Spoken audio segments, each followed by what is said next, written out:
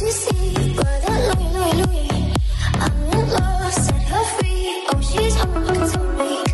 les potes, tout le monde, c'est Isma, j'espère que vous allez bien. On se retrouve aujourd'hui pour une nouvelle vidéo. Dans cette vidéo les gars, on va parler énormément de mercato. Le mercato est terminé, on va en faire un bilan simplement les gars. Tout ce qui s'est passé la dernière semaine et tout ce qui s'est passé auparavant, on va faire un bilan. On va parler donc du mercato, on va le juger, on va dire si ça a été bien ou non. Donc ça on y reviendra.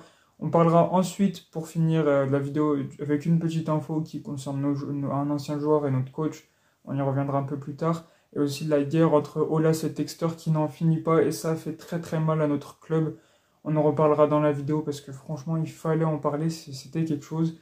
Et juste avant de lancer la vidéo, je vais juste dire un ou deux mots sur Lyon-Nice. C'était la semaine dernière, soir il y a Lyon-PSG. Il y aura peut-être Lopez et Mata qui ont repris l'entraînement avec le groupe pro. Lovren aussi a repris l'entraînement je crois.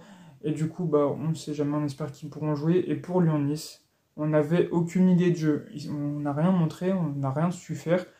Nos joueurs ont été tous fantomatiques, ils ont pas proposé grand-chose. Hein. Ça faisait peur à voir, donc on verra, on espère qu'on prenne un sursaut d'orgueil contre le PSG, qu'on soit meilleur, qu'on propose des choses, une idée de jeu, parce que pour le moment, on ne voit rien.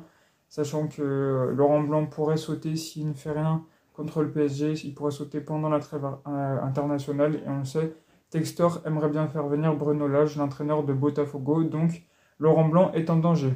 Allez, c'est parti les gars pour la vidéo. C'est parti les gars, on va commencer avec le mercato. Et carrément, il y avait tellement d'infos, j'ai pris une fiche parce qu'il y a tellement de trucs à dire qui se sont passés.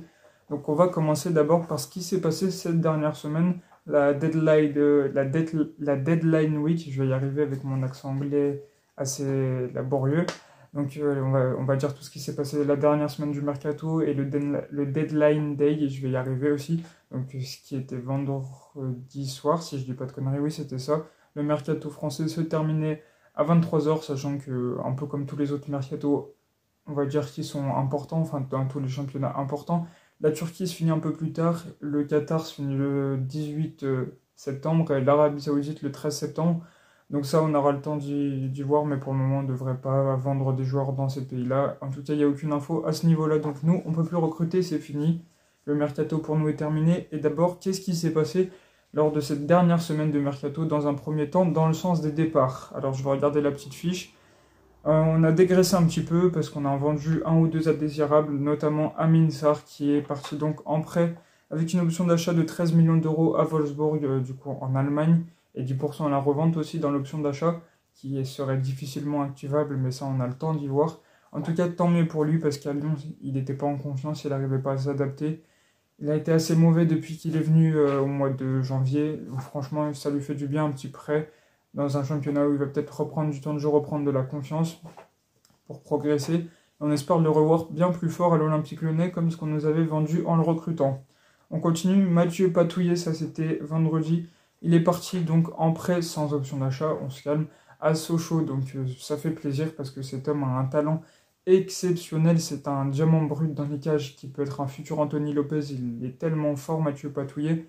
Donc il va être prêté à Sochaux en national, d'ailleurs tant mieux que Sochaux s'est fait repêcher et qu'il vesquille la nationale 3, parce que ça aurait été quand même catastrophique pour un club historique d'aller en national 3, et ça aurait été très dur de remonter. La nationale, on réduit un peu les dégâts, c'est bien pour eux, donc bravo pour Sochaux, et pour les repreneurs et pour les Socios, l'association de Socios, comme un peu en Espagne, mais avec Sochaux, qui ont récolté des fonds pour sauver le club. Ça, c'était la petite parenthèse. Du coup, Patouillet va gagner du temps de jeu, va gagner de l'expérience avec des seniors, des pros, comme il le faisait avant aussi en National 2 avec la réserve. Mais là, ça va être encore mieux. Le niveau va être encore plus haut. On espère qu'il va progresser parce que franchement, c'est un crack ce joueur, je l'annonce. Le futur Anthony Lopez. On continue avec Bradley Barcola. Le dossier qui nous aura fait chier tout le mercato. Les gars, il est parti, c'est officiel au Paris Saint-Germain. Contre un chèque de 45 millions d'euros plus 5 de bonus, ça me dégoûte. Bradley Barcola a un talent aussi assez exceptionnel, mais malheureusement il n'a fait que 6 mois en Ligue 1 dans son club formateur. 6 mois, aucune confirmation, aucune expérience, il a une marge de progression si grande, et là il part dans un club où il aura un temps de jeu réduit alors qu'il aura besoin de jouer, d'enchaîner les matchs et d'avoir du rythme, comme il peut le faire à l'Olympique Lyonnais, même si le PSG vont faire pas mal tourner avec la Ligue des Champions et tout. Mais rester à l'OL, rester dans son club formateur pour apprendre, ça, c'est normalement normal pour tous les joueurs et ils sont pas censés partir au bout de 6 mois. Si je le vis comme une trahison, il va se brûler les ailes, il fallait encore qu'il vienne et qu'il emmagasine tout ce que je viens de dire, l'expérience et de la progression à l'Olympique Lyonnais. C'est pas le bon moment pour partir pour lui, ça me déçoit. Lyon a reçu un très gros chèque aussi, 50 millions d'euros. Mais bon, que dire, enfin, ça me dégoûte parce que c'est une trahison. Il part en plus pour un club ennemi qu'on n'aime pas et que les Parisiens n'aiment pas Lyon, mais ils sont bien contents de récupérer nos joueurs. Enfin, ça me dégoûte pour Barcola, il a fait le mauvais choix, c'est une trahison les gars, qu'est-ce que je voulais que je vous dise? Je pensais qu'il avait le cœur rouge et bleu, il avait dit qu'il resterait à l'OL en début de mercato, on a vu tout de suite que non, et il dit ici c'est Paris, il a même pas remercié l'OL sur une vidéo, sur Insta il a rien mis, il a juste reposté un post de Lyon. Enfin bref, ça me dégoûte et croyez-moi que ce soir, il va se faire déchirer par tout le groupe Ama Stadium. J'ai envie de dire malheureusement que c'est mérité, ça me fait très chier pour lui, mais c'est mérité, je suis désolé. On va changer de sujet aussi, parce que là on vient d'exprimer notre dégoût, et je pense que tous les Lyonnais ont le même avis que moi sur ce cas-là. Donc on va changer un peu de sujet, un indésirable aussi est parti, c'est Youssouf Koné. Jamais il a su s'imposer à l'Olympique Lyonnais, on l'avait acheté en même temps que Thiago Mendes à Lille. Donc il résilie son contrat avec notre club de l'Olympique Lyonnais pour partir à Molenbeek, donc un autre club d'Eagle. Donc écoute, tant mieux pour lui qui gagne du temps de jeu parce qu'à Lyon, il n'a jamais su rien faire. Et voilà, tant mieux pour lui. Alors maintenant, dans le sens des arrivées aussi, c'est passé quand même pas mal de choses. Donc surtout cette dernière semaine. La première, Mama Baldé a signé un prêt avec option d'achat de 8 millions d'euros en provenance de Troyes. Donc ça fait plaisir, ce sera la doublure de Alexandre Lacazette. Très bon joueur en Ligue 2 l'année dernière, il a su montrer des choses. On espère qu'il va progresser, qu'il apportera aussi sa pierre à l'édifice pour sauver l'Olympique Lyonnais. Donc bon courage à lui, félicitations en tout cas, et on espère qu'il va être bon. Je pense que c'est une recrue qui a un profil assez convaincant, surtout pour remplacer Amin Sarr. Justin Bengui a prolongé notre troisième gardien, maintenant que Patouille est parti, qui est aussi très prometteur, a prolongé son contrat jusqu'en 2027. Félicitations aussi à lui parce qu'il a prouvé pas mal de choses, notamment aussi en réserve l'année dernière avec Mathieu Patouillet, donc il prolonge, il est le troisième gardien de la hiérarchie. Félicitations à lui. On enchaîne. Un autre joueur de la réserve a signé cette fois-ci son premier contrat pro, c'est Islamdine Khalifa, un milieu de terrain, donc international U19 français. Ça fait plaisir, il signe tout simplement son premier contrat jusqu'en, je sais pas quelle date, j'ai pas la date, mais ça doit être 2027 ou 2028. Ça fait plaisir pour lui, on espère qu'il va réussir à s'imposer à l'Olympique Lyonnais. Félicitations à lui. On continue, un transfert qui s'est conclu lors des dernières minutes, le contrat a été signé juste avant la fin de la clôture du mercato pour remplacer Bradley Barcola, c'est Diego Moreira qui sera prêté par Chelsea avec un prêt payant de 2,8 millions d'euros. Un prêt qui devrait être sans option d'achat, du moins on n'en a pas la connaissance. Ça fait un peu chier. C'est un ailier gauche de 19 ans, donc c'est un diamant forgé aussi. Une très grosse pépite, il a fait notamment un bon parcours à Benfica, notamment avec qui ils avaient gagné la Youth League, et il avait été très très bon. Donc là, il a été recruté par Chelsea qui va nous le prêter à 1 an, donc sans option d'achat. Je pense qu'il peut apporter des choses, je pense que moins que Barcola, mais c'est ce qu'on peut faire alors que plein de rumeurs je vais y arriver, ont été un échec donc pour remplacer Barcola à la dernière minute. Mais en tout cas, on a su le remplacer quand même par un international espoir portugais. On espère qu'il a un énorme talent, je ne connais pas du tout le joueur, on verra ça. On continue donc avec notre enfant Ernest Nouama qu'on attendait l'officialisation depuis tellement de temps. Est arrivé donc à l'OL avec un prêt avec une option d'achat de 25 millions d'euros plus 5 de bonus, ce qui fait de ce gamin de 19 ans le plus gros transfert de l'histoire de l'Olympique Lyonnais parce que l'option d'achat est obligatoire. Alors on est arrivé à contourner la DNCG pour se l'acheter parce qu'on a fait un prêt. Donc Molenbeek a acheté le joueur de Nordjylland au Danemark et Molenbeek nous le prête avec l'option d'achat de 30 millions d'euros. Sachant que Molenbeek a déjà payé les 30 millions d'euros à Nordjylland, je crois. Du coup, on a bien vu ce qu'il a DNCG, ça fait plaisir. Donc ça, c'est un bon point et on espère qu'il va avoir un talent assez exceptionnel parce que tout ce qu'on nous décrit de lui, c'est quand même fou. On espère que ce jeune ailier ghanéen va nous montrer beaucoup de choses et on espère qu'il va être très bon. On continue avec aussi un joueur qui est arrivé lors des dernières heures pendant le mercato. Enfin, on a notre 6, donc Akuoku, qui vient du Betis Séville. Il s'appelle Paul, il signe jusqu'en 2027 un contrat de... Du coup, ça fait 4 ans, ouais, si je dis pas de conneries.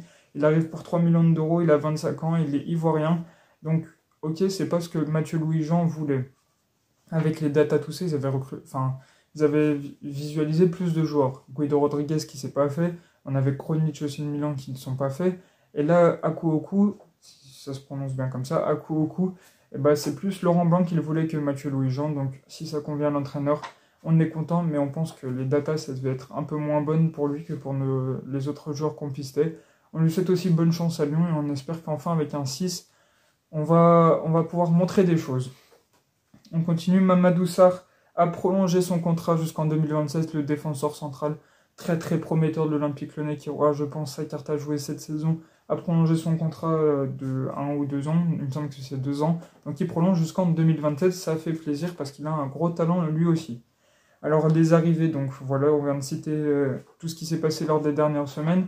On va rajouter avec tout ce qui s'est passé lors du mercato en général, dans le sens des arrivées, Skelly, Alvaro, Clinton Mata, Douye Galetachar, Ashley Maitland-Niles, Jack O'Brien, qui devrait rester à Lyon et pas être prêté à Molenbeek. Du coup, on verra s'il va jouer avec la réserve ou avec les pros. En tout cas, on espère qu'il va progresser parce qu'il a une belle marge de progression aussi et que c'est pas une fraude, on va dire, comme Amin Sarr d'ailleurs. Donc ça, on verra. On espère qu'il va bien progresser et qu'il va intégrer le groupe pro de Lyon. On continue avec Baldé, donc Mama Baldé, Ernest Noama, Paul Akuoku et Morera.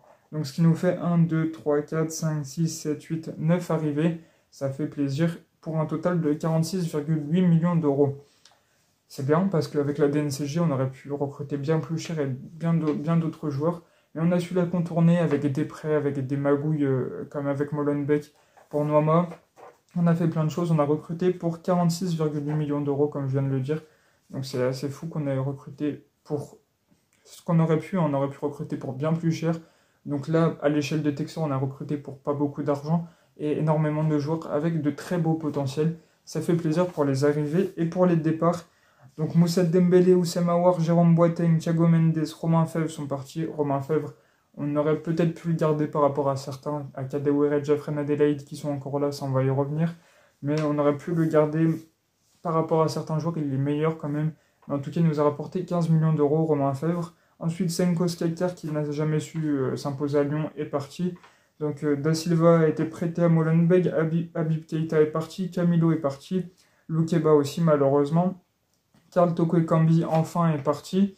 Amin Sarr a été prêté du coup à Wolfsburg. Barcola, on l'a dit, Patouillet. Et Youssouf Koné, ce qui fait 15 départs pour 112,2 millions d'euros. Encore une fois, Lyon a énormément vendu et a tiré un profit très très gros de ses ventes, notamment pour un peu plus de 80 millions d'euros, 85 millions d'euros, en comptant juste Barcola et Loukeba, ce qui nous fait qu'on est dans le positif. On a 65,4 millions d'euros de positif dans la balance transfert, ce qui fait qu'on a bien recruté, on va dire, et surtout bien vendu.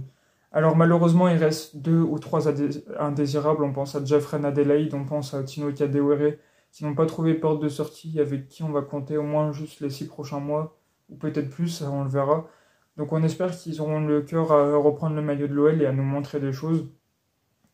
Kadewere, ça va être compliqué, je pense pas qu'on va lui laisser beaucoup de chance, enfin beaucoup le temps de nous prouver, sachant qu'il a déjà fait beaucoup de choses et ça a été toujours très compliqué pour lui, malgré les 6 premiers mois bons, les 6 premiers mois qu'il avait fait à l'OL. Après ça a toujours été compliqué, donc on verra, mais malheureusement il n'aura pas beaucoup de temps pour prouver.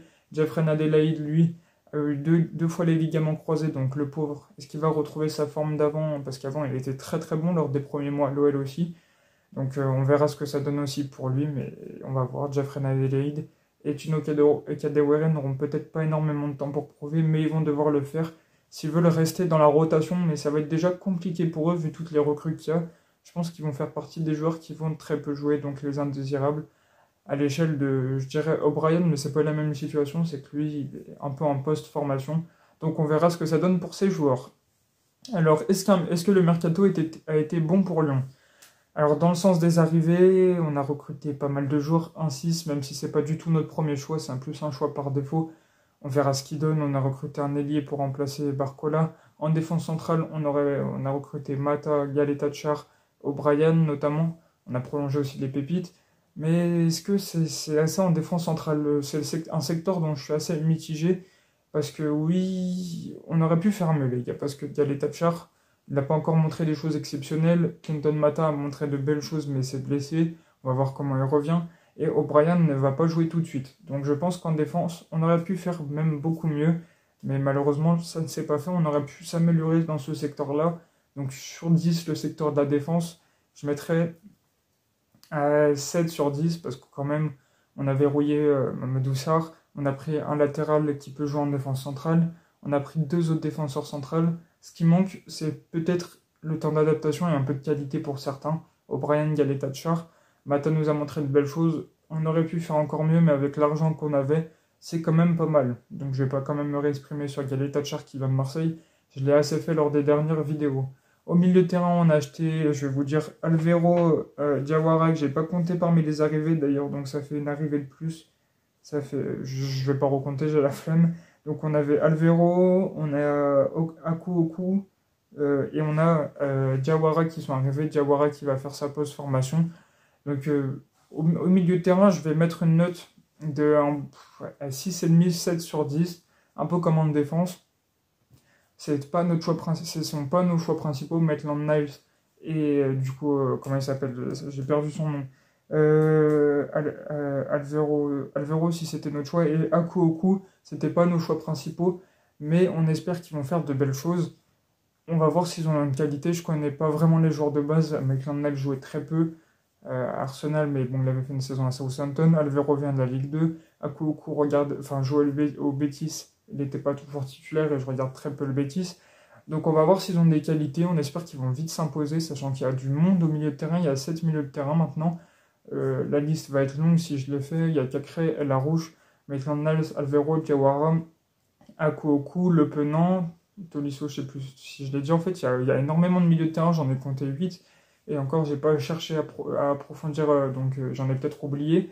Donc on a beaucoup de monde pour 2 ou 3 places au milieu de terrain, donc ça va être très garni seulement pour la Ligue 1 et la Coupe de France, on le rappelle. On va voir ce que ça donne, peut-être qu'on va dégraisser en janvier prochain. Le Penant aurait pu partir en prêt, ça ne s'est pas fait. Fulham a tenté d'approcher Cacré, mais on a refusé catégoriquement. Et plusieurs clubs ont tenté d'approcher El Arouche en prêt, on a refusé aussi. Donc quand même un recrutement pas mal en termes de numérique au milieu de terrain, même si on aurait dû peut-être se séparer d'un ou deux milieux de terrain, au moins en prêt, pour voir dégraisser un peu et faire une concurrence un peu plus saine. Donc on va voir comment ça se passe, mais on espère que nos milieux de terrain vont s'imposer et vont avoir un bon talent, parce qu'on a enfin notre 6, donc on n'a plus d'excuses pour être nul, et du coup on passe au secteur offensif. Alors malgré le départ de Barcola, on a recruté un ailier, on a recruté un autre ailier qui est très jeune et très bon, enfin même deux ailiers de 19 ans qui sont un beau potentiel et qui, on espère, vont s'imposer à Lyon et nous montrer que leur talent, c'est pas comme Amin Sarr, c'est un vrai talent qui vont nous montrer des choses et qui vont être bons sur le terrain. On a recruté une doublure comment il s'appelle, Lacazette. Donc on a fait 3 recrues en attaque, si je dis pas de conneries. Ouais, c'est ça, on a 3 recrues offensifs, Noama, Baldé et... J'arrive. Donc on a Noama, Baldé et Morera. Oui, c'est vrai, putain, c'était la dernière recrue, je l'ai oublié. Et du coup, là, ce qui fait qu'on a doublé chaque poste, donc je mettrai un bon 8,5, 9 dans le sens des arrivées. Ensuite, ce qui fait un mercato global avec les moyens qu'on avait à cause de la DNCG, passable, on va dire 7,5 sur 10. C'est passable en qualité, on attend de voir, ça on pourra juger que sur le long terme, j'attends de voir aussi. Mais en tout cas, on a su renforcer là où il fallait, et ça c'est assez positif, surtout avec notre budget avec la DNCG. En termes de départ, on a dégraissé la plupart des joueurs indésirables. Il nous en reste 2, on l'a dit, Kadewere et Jeffrey Adelaide. Donc on a enlevé Boateng, Awar, Dembélé, notamment Thiago Mendes aussi. Oscar qui ne jouait pas, Camilo qui s'est jamais imposé, Youssouf Koné c'est pareil. Da Silva a été prêté, donc on a aussi donné du temps de jeu aux jeunes, et on a quand même pas mal dégraissé. Seul point faible, Barcola et Loukeba, ça fait chier, ce qui fait que je mets à 6, on va dire, au départ aux ventes lyonnaises, alors que ça aurait été au moins un 8 ou 9 si Barcola était toujours là et Loukeba aussi. Donc on veut garder nos meilleurs joueurs. On a annoncé qu'on voulait garder Barcola et Loukeba, qu'ils étaient intransférables au début du mercato. On a tout de suite vu que non, ça fait vraiment chier, parce que je pense que pour les deux joueurs, c'était pas la bonne décision et Lyon aurait dû tout faire pour les garder. Malheureusement, ça n'a pas pu se faire et on le vit très mal, les gars, parce on va le regretter. Deux joueurs qui ont un talent assez exceptionnel, ce sont des pépites, on va dire les termes, et ben ils partent comme ça, donc ça fait vraiment chier. Et du coup, voilà pour ça, voilà pour le mercato. C'est le bilan qui reste assez mitigé. Je mettrais un 6,5 ouais, sur le mercato global. Dites-moi ce que vous en pensez aux commentaires. Vraiment, les départs de Barcola et Loukeba font tâche, donc c'est un mercato passable, ça va être le mot. Voilà pour ça. Maintenant, on va passer à des choses toujours qui nous feront pas plaisir. La guerre entre Textor et Olas. C'est parti pour la suite. C'est parti pour un nouvel épisode de Textor vs Olas. On va essayer de le faire assez rapidement. Donc, ça s'envoyait des tacles entre Textor et Olas sur Twitter, tout ça, ça faisait que se détruire. Et John Textor a fait une conférence de presse, donc avec plusieurs journalistes en visioconférence.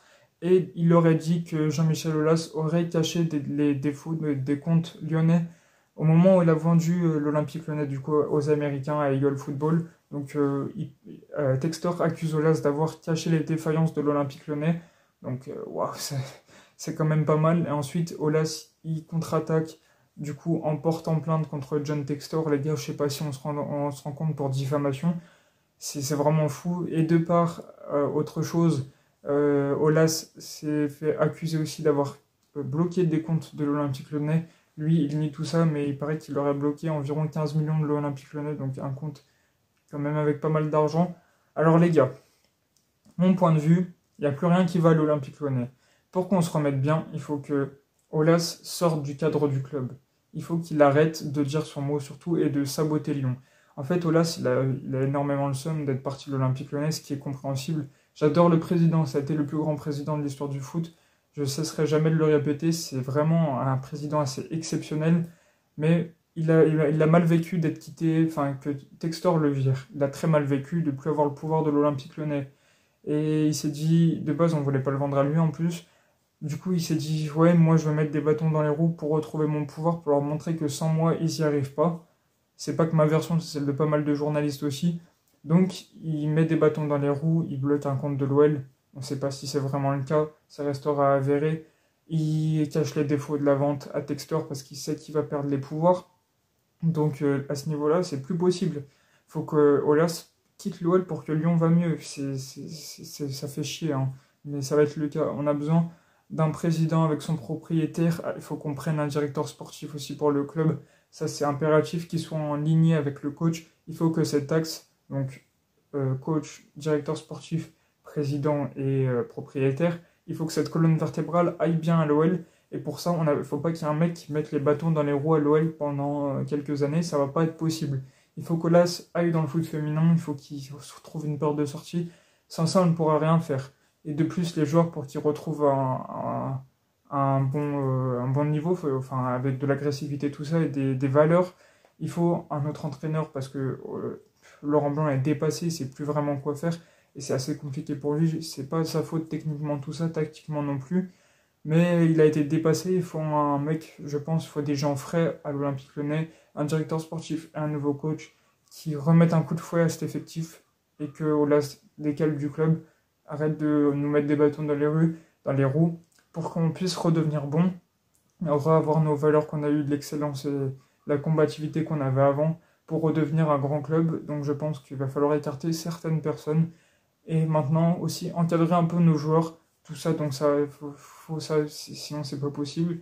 Et c'est vraiment assez fou qu'Aulas porte plainte contre Textor. C'est incompréhensible, il fait tout pour nous mettre des bâtons dans les roues, Aulas. C'est vraiment compliqué de le dire, ça fait chier, franchement, les gars. Je suis pas bien de le dire, mais c'est le cas, j'ai l'impression. Et ça, faut faire quelque chose, donc putain, ça fait bien chier. Voilà pour ça, dernière petite info. Laurent Blanc, Karim Benzema et Vieira notamment, donc des légendes du football français, pas forcément en sélection pour Benzema, mais des légendes du football français, seront auditionnés par l'Assemblée nationale, comme plusieurs autres sportifs, pour voir toutes les défaillances qu'il y a dans les fédérations sportives. Donc ils vont être auditionnés pour parler des problèmes qu'on a à la FFF ou dans les autres organisations sportives françaises.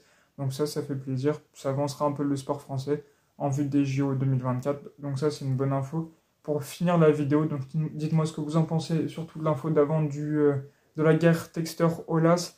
Donc voilà pour la vidéo, j'espère que vous l'aurez kiffé. Si c'est le cas, n'hésitez pas à liker. On se retrouve pour la semaine prochaine. avec une vidéo qui sera sûrement moins longue parce qu'il n'y a plus d'infos mercato. Allez les gars, je vous laisse, ciao ciao.